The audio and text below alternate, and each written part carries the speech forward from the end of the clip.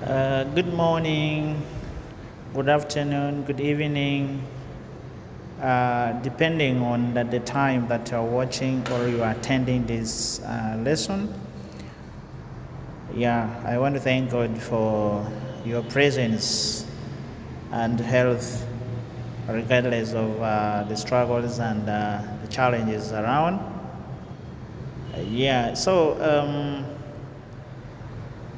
This is administration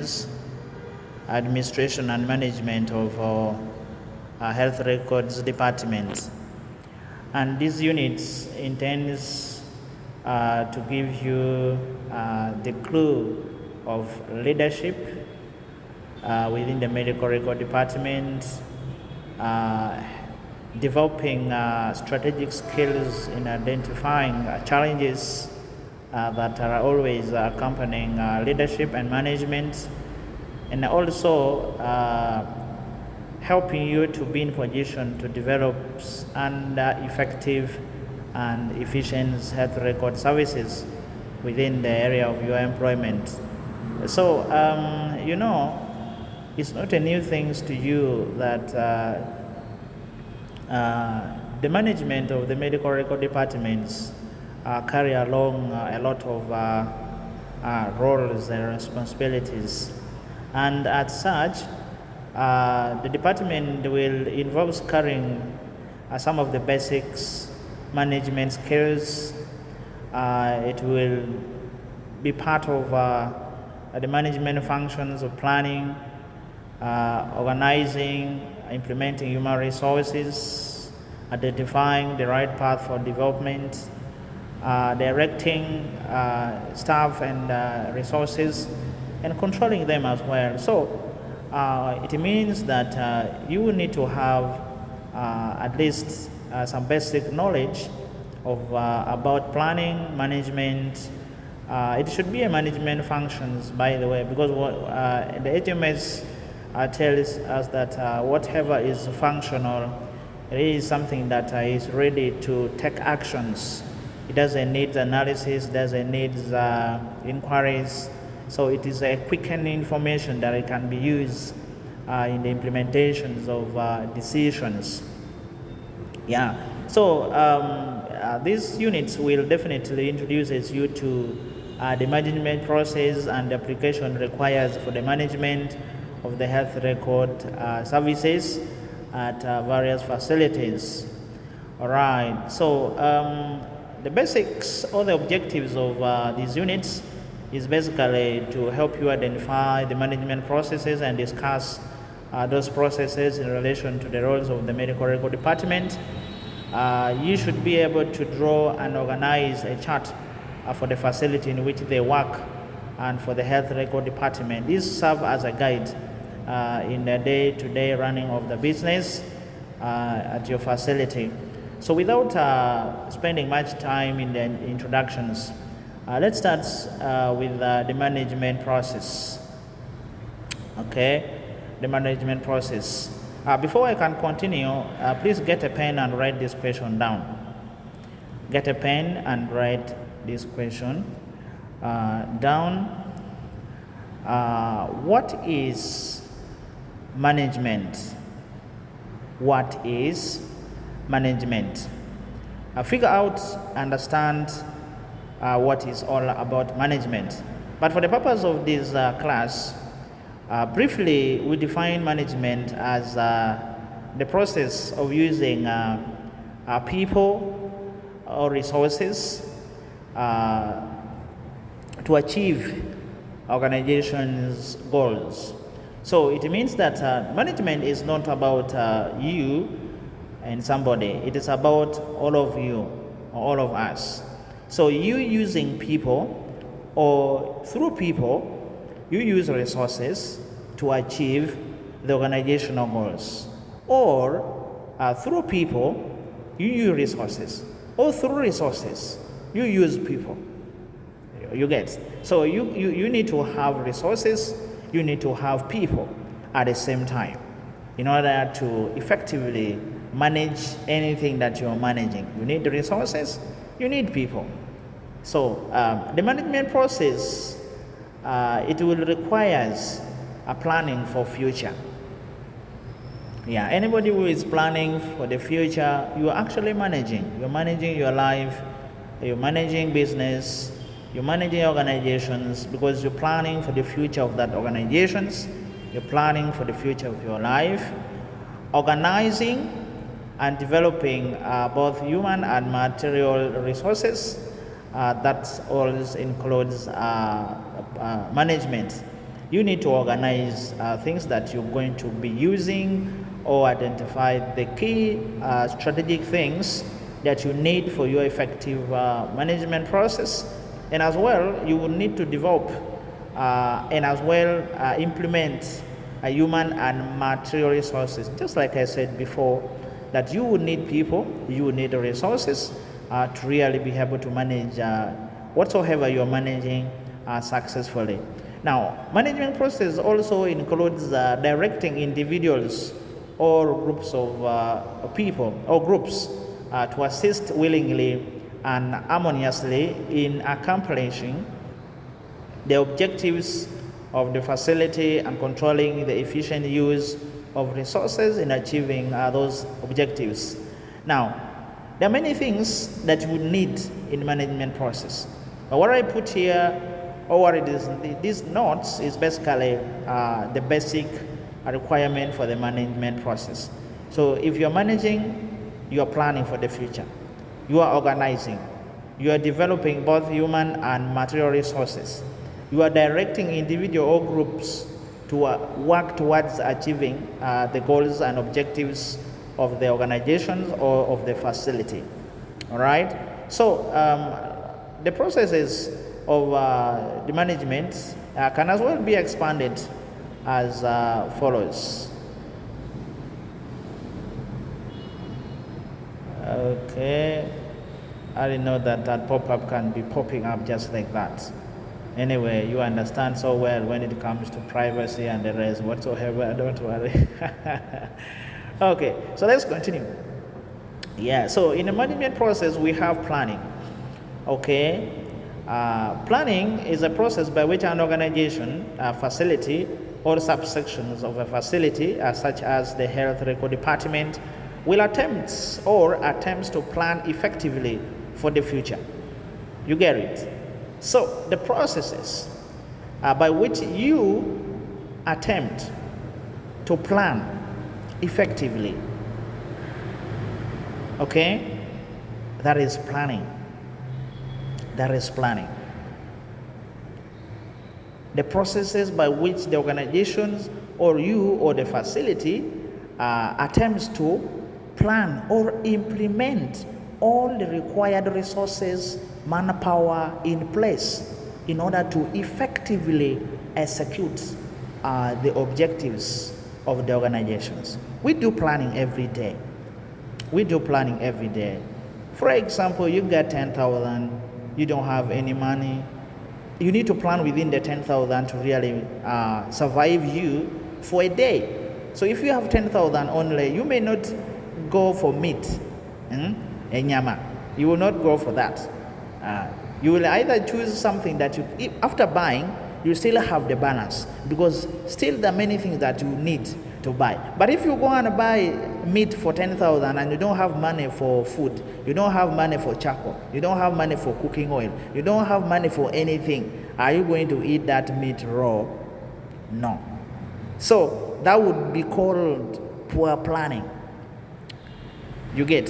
So when it comes to planning, generously, women plan well and utilizes resources than men. Why? Because men carries a lot of outcomes of initiated obstacles. What I'm referring to is that as a man, you may have 10,000 and your plan is enough. Is a lie. Before you know it, something that it wasn't even part of the plan will actually emerge from nowhere. and it is very necessary, and you need to sort it out. And remember, you had already planned within the 10,000, so which means that you need to adjust. Now things doesn't work, things now will not work the way you wanted it to work. But for women, definitely, whatever a woman says I'm going to do, they never change their mind. So that spirit, that what is called a temperament, really makes that gender much more effective when it comes to planning. Yet, right. So planning will require, number one, establishing objectives and selecting future courses of actions. Why are you planning? What do you want to achieve? What are the objectives of that planning? What are the exact purpose of that planning? Because you can never, if you don't have anything to achieve, you cannot plan. You cannot plan. Yes. And what would be the origins of the actions? And definitely, in case of any actions being taken, what will be the outcomes of that actions? That is all planning. Now, developing assumptions about the expected future environment in which goals are to be met, for instance, a manual or automated environment. Now, today we have electronic medical records, but those days we never have anything to do with electronics, and course unit like EMR was never taught and something like that. Now, it is because of the consistent and continuous planning that introduces the new requirements that is needed to achieve the current objectives of the organizations.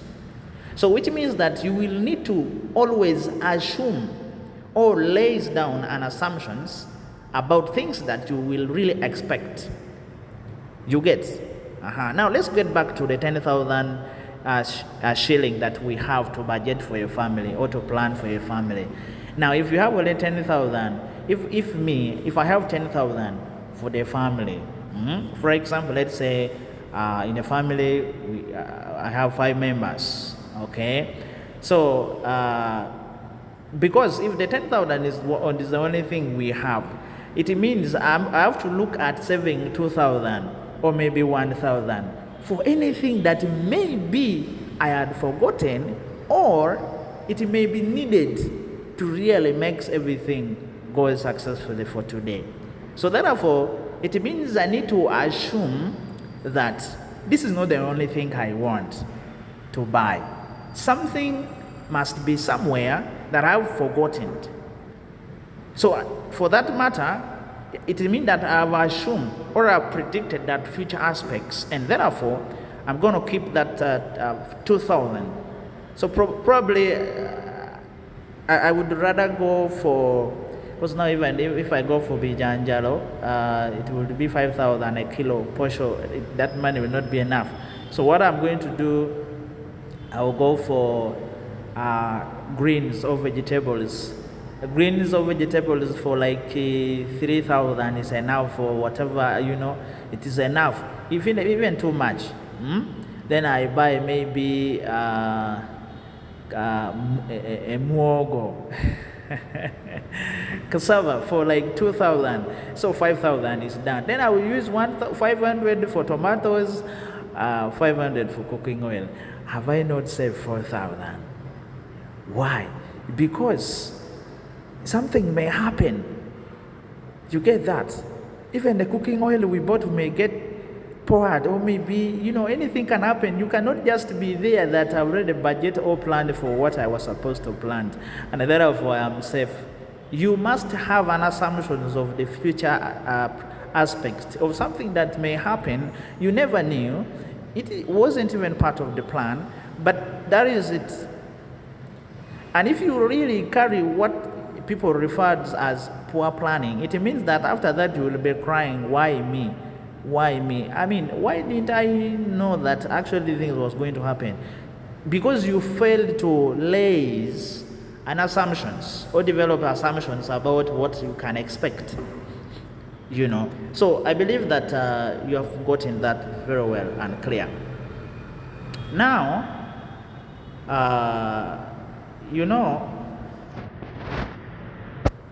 let me talk about that one later.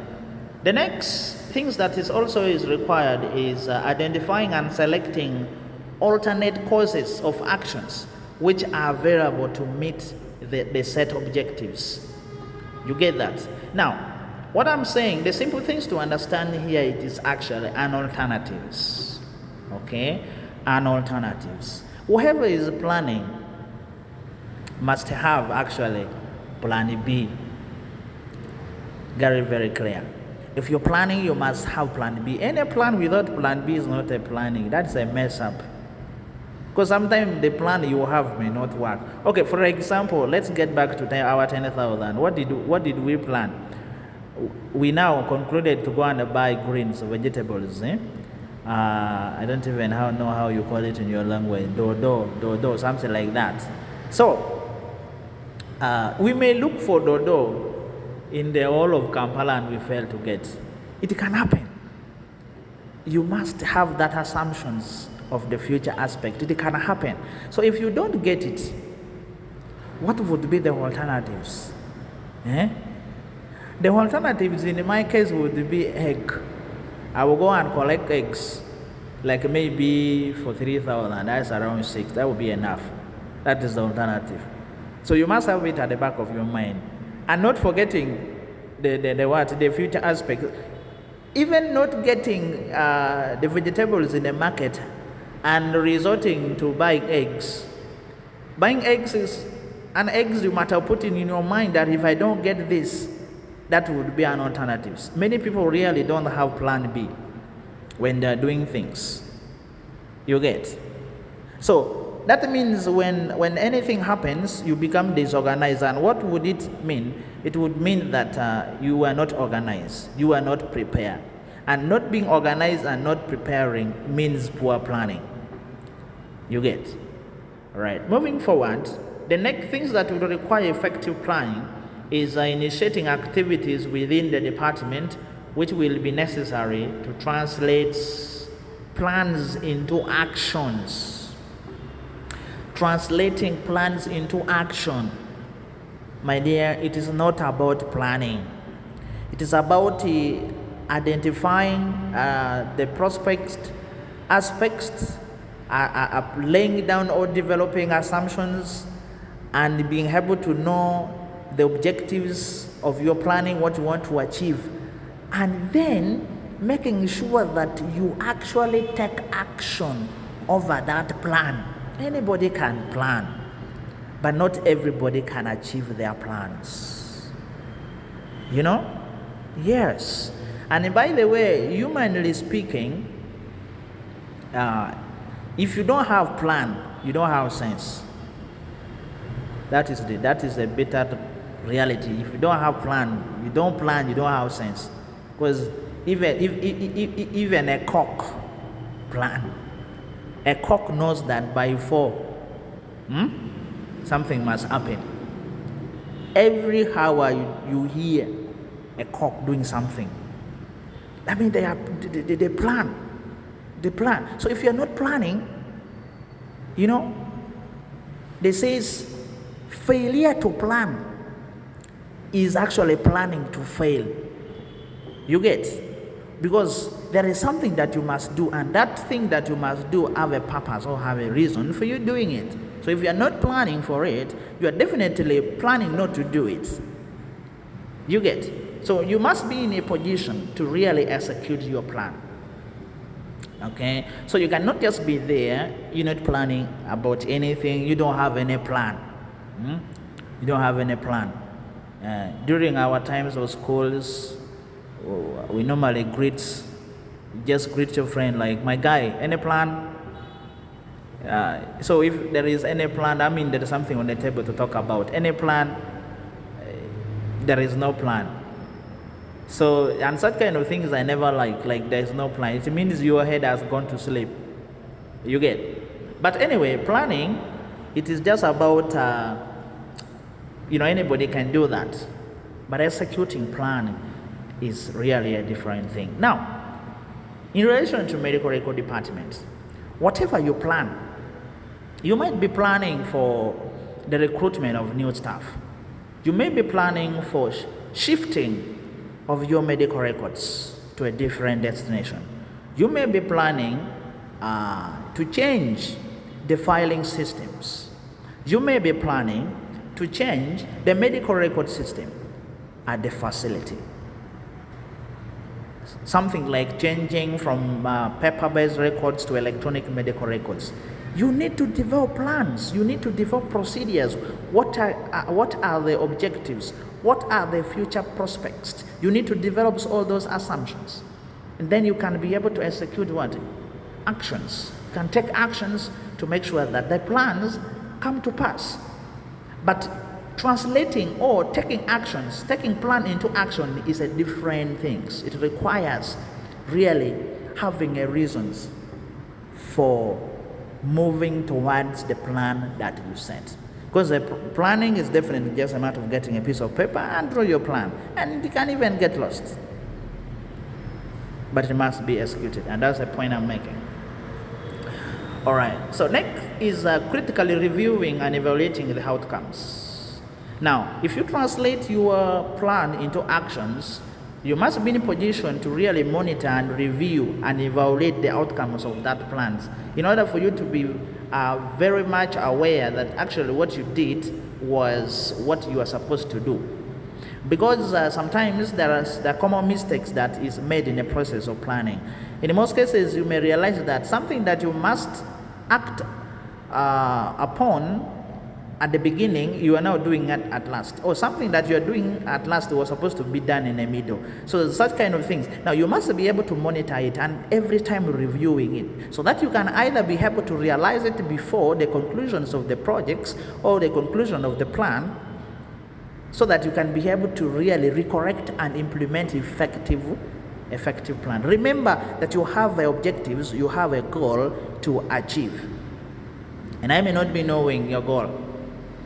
But at the facility right there, you'll be having different reasons, different purposes of planning every day. Now, for instance, in the morning when you wake up, it depends the facility you are working. When you wake up in the morning, you will know that I need to go to the facility, and when I get there, this is the first thing I'm going to do. Now, I will be doing this while so and so is doing that. You get that? So that will really be able to ensure that you meet the targeted plan, you meet the objectives of a day. So every day in our life, you at least must have a plan. We must have a plan. It's very, very, very important.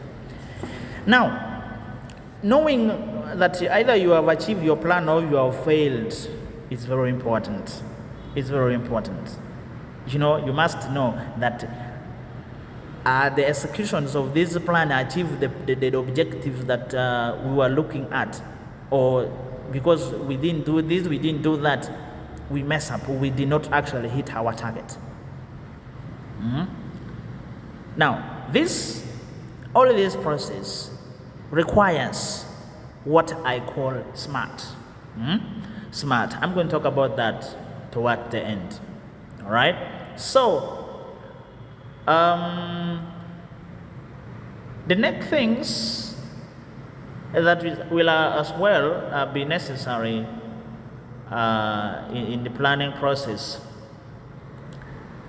The planning process for all health records officers, therefore, would be these are the things that will emphasize on your professions.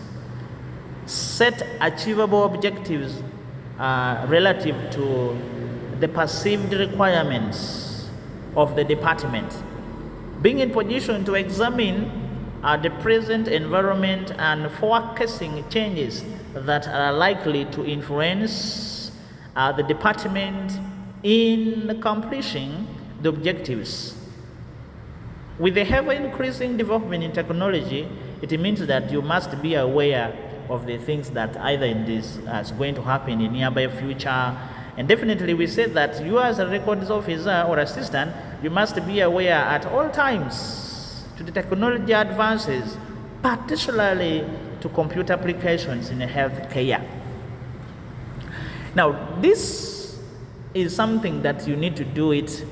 Either the facility can do some of them in terms of capacity building, taking you people for workshops so that you can keep updated. You keep updated.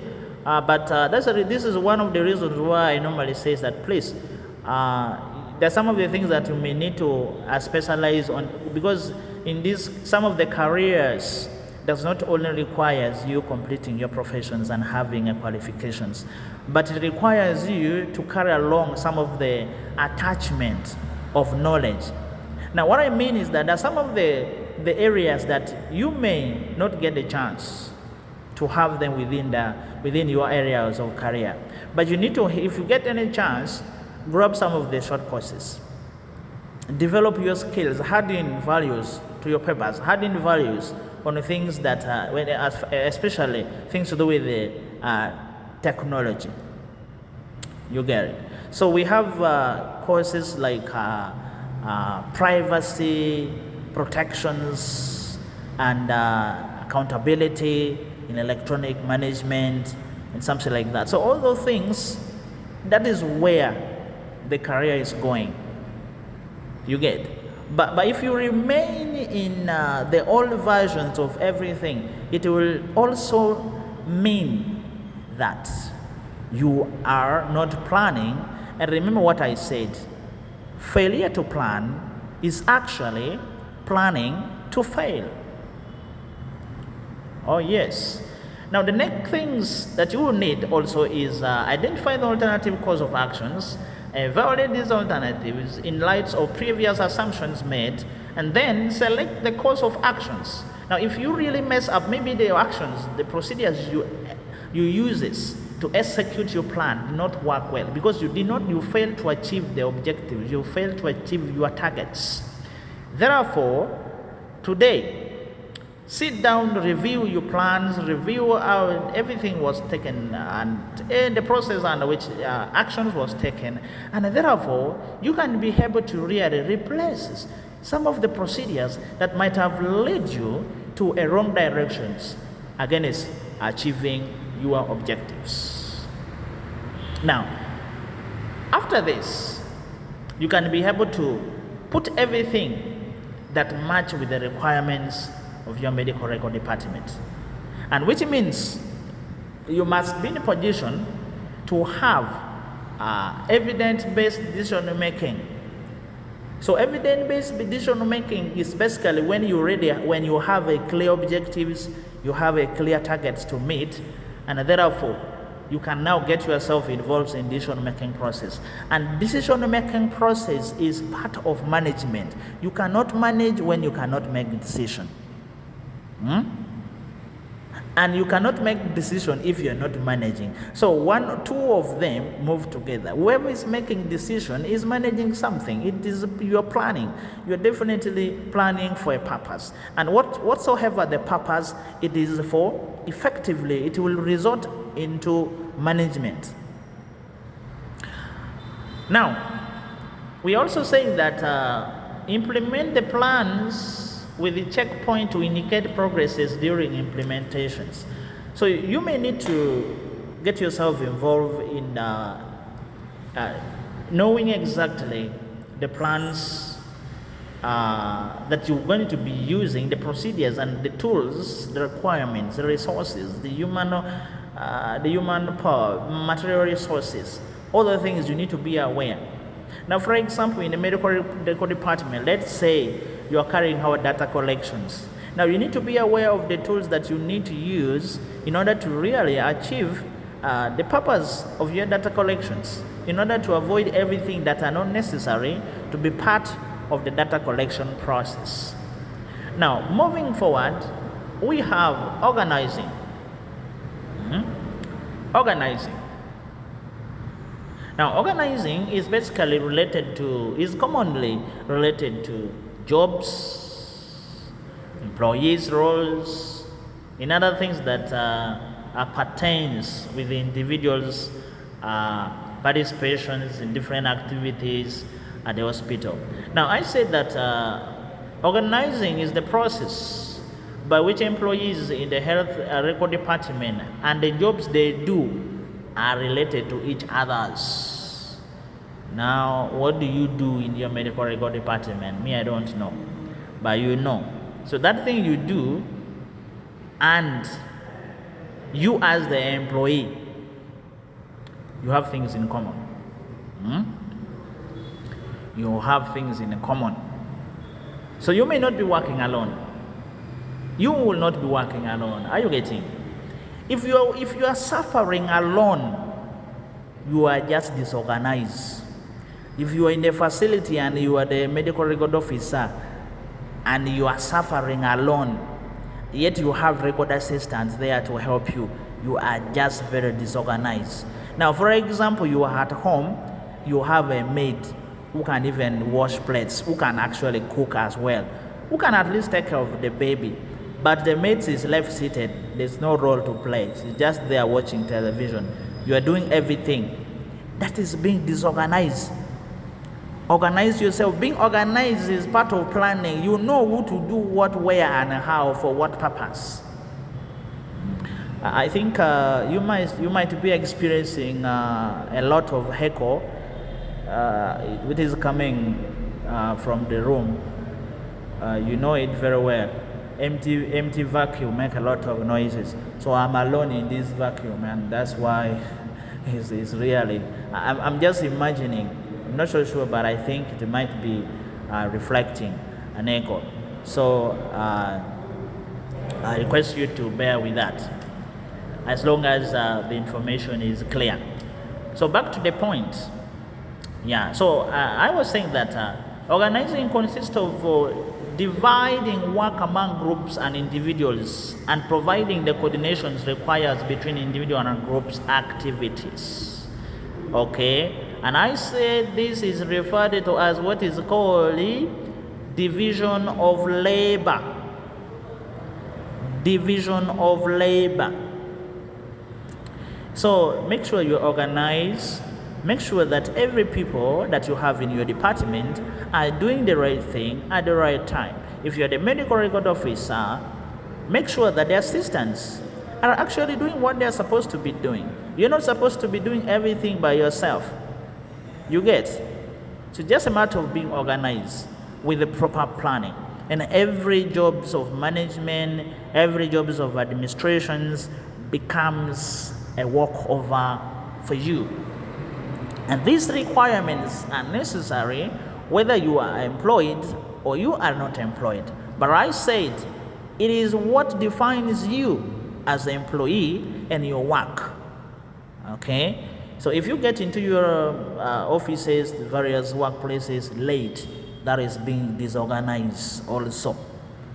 Because if you follow up why somebody normally, or maybe someone comes for work late, you realize that either he end up doing something that he used not to do, or maybe he did it at the wrong time, or maybe something was not supposed to be done somewhere and it happens. Now we call them emergencies. But for emergencies, a different thing. Emergencies, and of course you know how emergencies can actually disorganize you. That one is a tool of disorganization. Okay, so everything can works well for you if you have really followed the planning processes and implement everything in place. And you're not supposed to carry them alone. Be organized, unless you are alone. But if you're not alone, then you can do division of labor. Divide the works among groups of people. Divide the works among people who are supposed to do them, and everything can be done to meet the timeline. Or for example, your reports. Okay, so one of the things that are actually important in organizing is job design, job analysis, and work satisfactions. Now, this job design, it actually includes specific job contents, work methods to carry out that jobs, and the relationship between and among individual jobs within the department. So what are you supposed to do? What would be the role? What would be the contents? What would be the things that you will real. Because actually when you look at the medical record forms, if regardless of, for instance, you can check 108, outpatients report form, weekly report form. It has a lot of information, but somebody developed that content. It didn't fall from anywhere. Somebody developed that content. Now, that's what I'm referring as job design, okay? Because whatever it is designed or display on the form, it must be actually completed by someone. And even before it was being designed, somebody made it possible. And therefore, there was a design. Now, there is no way you can actually design without planning. If you have ever tried showing clothes, tailoring, whatever you want to design, by the way, even when you want to put makeup for ladies, you must plan. You cannot put lipsticks, it is called even lipsticks, and you're putting it on your eyebrow, or your eyelids, and you're putting makeups on your lips. It's not possible. That's being disorganized and poor planning. And what does it mean? You don't know what you're doing, or you don't know what you're supposed to do. You get it? So when you are designing, job design means that you know what's supposed to be done where, how, and how those things are actually going to be achieved. What methods are they going to use, or the employees are going to use? Because you see, when it comes to employment, because for instance, when you get a job and you're working already, sometimes in the future you would actually be able to design the contents of the work if there is need for any new employee within that department. Because you must actually organize those content and you give them to the human resource manager. Because the human resource manager does not know what is required or what the person will be doing within your department. So that's very necessary. Now we are saying that each job should be assembled into work units within the department, and in turn, the combination of work units within a department must be logically combined to form an overall organizational framework. You get what I'm saying? So whatever we have within our department, it must be designed for a purpose. With a simple design of no purpose, you will actually see that this was a play, was not a design. Nothing was done there. Because if there is a purpose, if there is a logic, there is some combinations or a purpose, reasons as why such things was meant to be put in place, you will realize it by the way it is being organized and being planned. You get that? So people at different units carrying out different roles. So when it comes to this, for example, you may be appointed to make a plan for health record department, for a new hospitals that you are operating at, and you must be able to know all the things. Now, I'm not going to talk about the roles of the medical records assistant, all the things that you need to design or put in your content. No, that one we talked about it in the concepts of health records.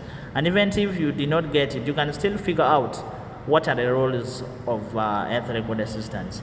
And fortunately, you have actually been in for internship, and of course you gather the ideas. You have seen some of the roles that are actually executed by the record assistant.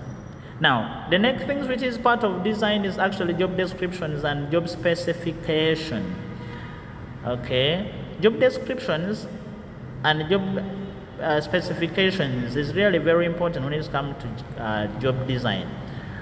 The job descriptions describes only the characteristics of the job.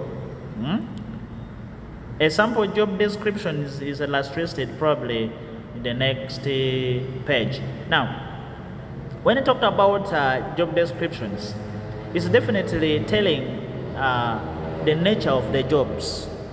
Okay, the nature of the jobs. For example, the positions. Let's say we are designing a job description, and we says the title medical record assistant.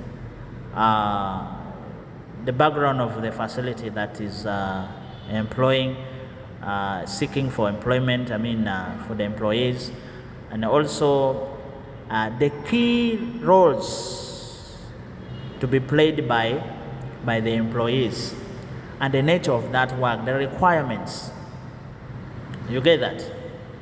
Now, when we talk about specifications, descriptions actually tells you everything about the jobs, where you're going to work, sometimes even the salary, the responsibilities, what kind of jobs will you be doing. They have to put it there in the job descriptions, okay? And even when you're being employed, you are given that these are the things that you'll be doing, in addition to other extra assignment by the head of department and or maybe whatsoever. You get that? But job specifications, this is only in the area of the qualifications. Okay, that's where you find like blah blah, those are the roles, and then you find down there it is put that the applicant should hold a diploma or a certificate in so and so. So it would be like applicant should hold a diploma in medical records. Okay, now that is a specification. Hold a diploma in medical records, 2 or 3 years experience working in a medical record department in a busy hospital. Those are specifications. Knowledge of electronic medical records management, knowledge of computer applications. You get that? Those are specifications. Okay, those are specifications. It's different from descriptions. All right. Next we have improving work satisfactions. Now, improving work satisfactions as part of design, job design and analysis, that's basically what can be done to ensure that you people, the employees or the workers, really meets the targets of the organizations, the goals. So how to induce employees to perform work that is boring and unsatisfying is a matter of concerns of employers. And as part of the employers, you are actually the planner and you are the administrator, meaning that everything is in your hand to implement them. So listen, you can actually make someone to do a very boring jobs and a very unsatisfying jobs, and he does it well. It only requires planning, organizing, which is part of what? Planning, organizing, designing, which is part of administration. You get that? So it will be very important. Now, sometimes it may be very hard to really define satisfactions, because to satisfy people in different positions is really a different thing. But as an employers, you must be able to really figure out how best you can make your employees to really execute satisfying jobs. Now, this will require things to do with motivations, good communications at workplaces, and many things attached to that. You get. So, you will need some of the things to really improve on the work satisfactions. Ethical practices, and that's what I'm referring here as variables. Variables. It drives effective jobs implementations. Now, one of the variables would be the variety. You need everything in place. You cannot send me to go and dig and without a hoe, or you have given me an hack to go and weed millet. It doesn't make any sense. Okay, it doesn't make any sense. Make sure that tools for doing works are available, equipments are available. That's what we call autonomy. Autonomy is basically, in ethics, is defined as responsibilities, a role to be played. But we are talking about independence or independencies that are required in the execution of the jobs to be performed effectively. And then the interactions, okay. I mentioned that one in terms of communication. For good jobs, for anything to be done effectively, there must be interpersonal relationship. There is no interpersonal relationship without a good communication. You get that? Knowledge and skills, you need people who have knowledge. And that's the reason why in our job specifications, we had laid there, we need a diploma holder with the computer skills, blah, blah, and all that. You see, those are the skills that you need, and those are the variables. And then we have responsibility. Responsibility. There are people who can actually perform their jobs without supervision. But what we are saying is that in order to really improve on work satisfactions, you need close supervisions in order to really minimize the mistakes and some of the risk that may be actually undertaken through the process of projects or maybe planning processes. And then we have task identity. Task identity. That explains how one's contributions add to the total efforts. How can what you are doing actually add values to the outcomes of what you are carrying out? Now, the next thing is actually individual differences among employees. Among employees, individual differences. You have been at the facility, and I'm pretty sure that you might have experienced many things, quite many things that might have either caused poor performance among other staff. Why? Because there is differences among these people. You realize that there is differences among these people at workplaces. Now, we are saying that a major difficulty in determining how to increase job satisfaction stems from individual differences among employees. Differences in abilities, background, and social conditions, conditioning, affect the specific psychological needs partners of employees and the specific returns that each may seek from work. So as a result of these differences, work that is boring, repetitious, because sometimes many people actually does repetitious jobs. You do the same thing every day. And then a challenging one definitely may be satisfying.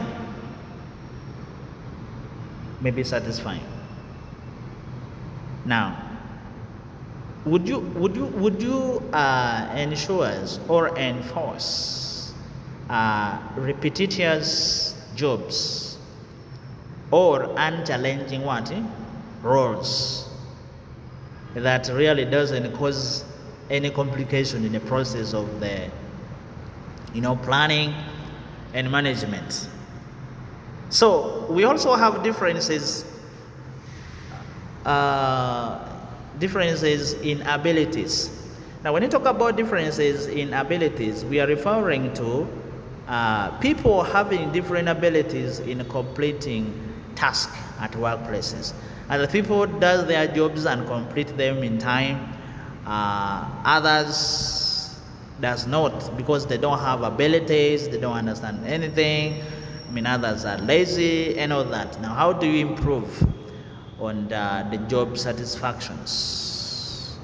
You require to need the people who have the abilities. You'll be required to, and that takes you back to planning. Because if you fail in planning, now you are failing here, because the people you have, they actually have, they're not able. They're unable to achieve to complete the task of the organizations. We also have differences in attitudes and personal adjustment. People act differently. For example, employees who are well adjusted emotionally are more likely to be satisfied with their job situations than those who are not. You know, there are people who keeps complaining every time. All they know is complaining. What kind of thing is this? I mean, why every time blaming, complaining and all that, that means they're not satisfied with the situations of their jobs. You get? And therefore, if there is dissatisfactions that are there among the individuals, it really affects the effectiveness of the service delivery.